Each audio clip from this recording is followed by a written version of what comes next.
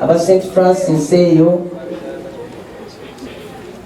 Father yatukolera ekisa. Covid bwe yajja ne batugaana okugenda mu Klezia naye nga banange bw'otosoma ku misa owulira ng'owubaala. Kati mpola mpola ayo ne tubeerayo akabondo, mpola ne tubeerayo n'emmisa y'akabondo. Naye tuli basanyufu nti misa eyo yasigalawo busaawa 10 buli Sande. Katwerope nga bukyali bazase bitogajja bigamba nge tuli eyo tukola nnyo. Atugamba abakulu bwe balitukkiriza, twayogera ne mwami Bakireke ne tukkiriziganya. Omanyi Klezia sebo togigenda ku speed ate gwagiwa gwogenda weewombeesi.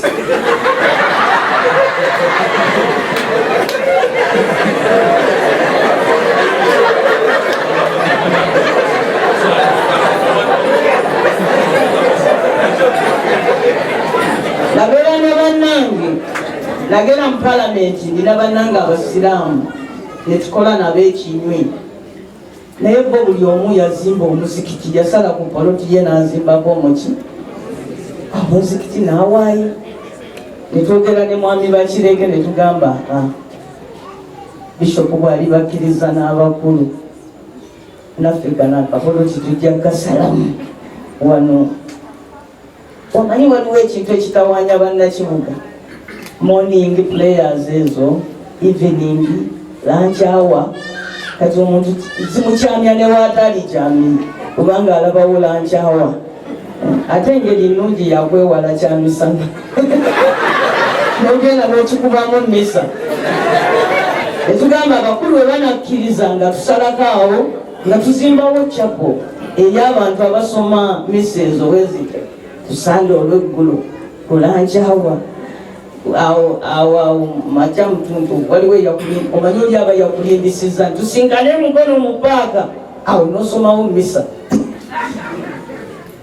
Ekyamagero ekyo ekiri ku Christ the King e Kampala nti abantu bafuluma ne basoma misa buli ddakiika. Gwe obuuza nti ezitakira nange Kampala teri mirimu lwaki sasomera mu misa nenyingirawo ate ne mwoyo gyampeera kyenkola ki kyensaba. Era tugenda kutambula tugenda eri abakulu tuwulira nga tulina okuyitibwa okuwaayo naffe. Nze ne mwami Bakireke okuweerayo ddala ekifo tusoma omuki omusingi nekyo ekisomesa kya Nakabago kibeeremu n'ettabi eryokubiri erya chapel. Waliwo amasomero awo mangi nnyo aga private galimu abaana abakirisitu bangi naye babeera awo oluusi nga batangatanga awo.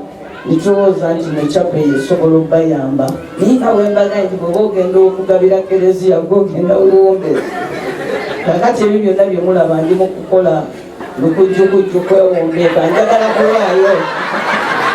Njagala kuwaayo epoloti tuzimbeko chapel saidi zaawo abakulu nga bakkiriza.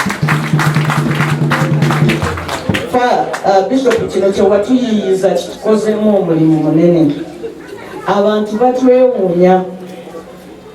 Nze nange embeerawo ne neewuunya abakirisitu gye bava nga bayiika n'ogamba Katonda wattu nkokoledde abaana ba Mariya ekisa.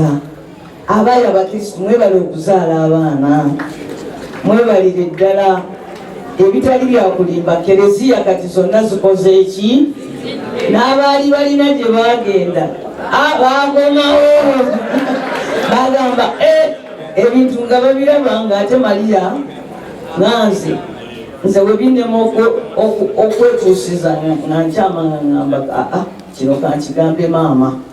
Era njagala kugamba Mukama ngo nti bwe munaaba Ssaabakristu w'ekisomesa ekyekasangalalika bwe muba mukyanoonya okuteekateeka we tunaateeka Klezia esaana okubeera ku parish. Nze njagala bansongere ku baagala wabeere groto. Nze neetandikeko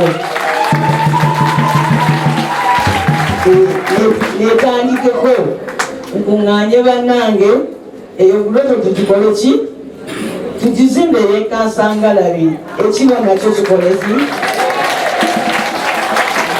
bannange temwewuunya nti ngaawaayo nnyo ekyaffe naye n'ekyange kyaki ekyange Katonda mbadde omukisa Klezia endeze nendabirira sikyajjukira nakujjukira mpozi ndi kukisanja kyakumeka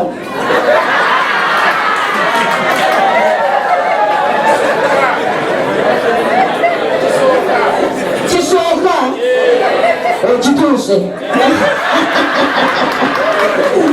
engeri gyendi ku kisanja ekikola ki ekisooka mwebale nnyo mwebaliro ddala okumpagira n'okunsabira n'okumbeeranga n'okumpolereza n'okuŋŋaanira. Ekinyumiriza wano kuluŋŋamya bw'obeera omukristu Klezia erina engeri emitendera ebintu gyetambulamu naye egezaako nnyo okulaba nti nga mwannyinaze bwe yagambye mugenda mubwetowaze nga togenda kutona oba onoonya ekintu obeeranga nikodemu mpolampola nogenda mpola nolaba noyogera buli lwekiteeka mu public kiba kireeta obuzibu. Kampa example eya kyapo singa ngamba nti okay mwannyinaze azimbe ekyapo awo mwami Kabanda enkya najja twakiwulidde wano kati olaba obuzibu obutandika ekivamu nga neninda naye agananga kasita omugaana olwo obuzibu buzze oba oyagala ekintu genda mpolampola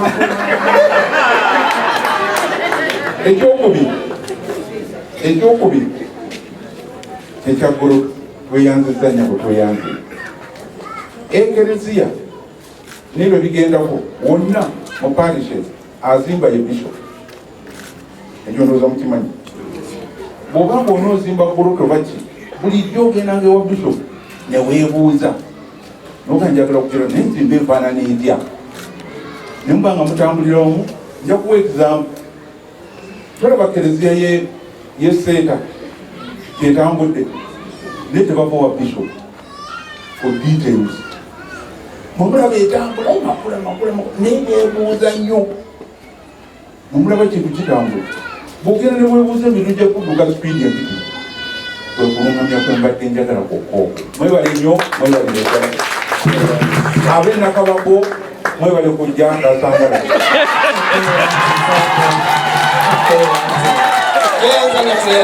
akomeredde omusumaali okusingayo nakabago hiya